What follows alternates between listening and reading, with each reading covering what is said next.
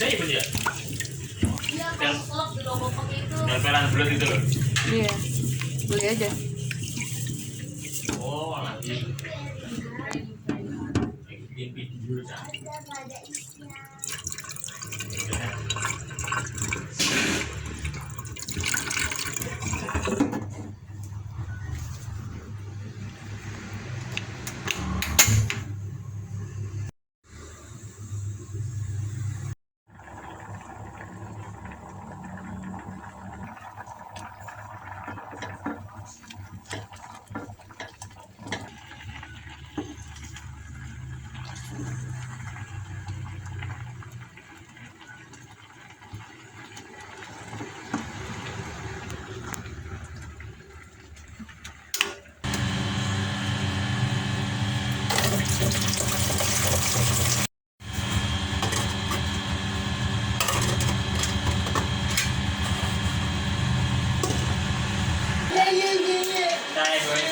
Bilang mo sosis.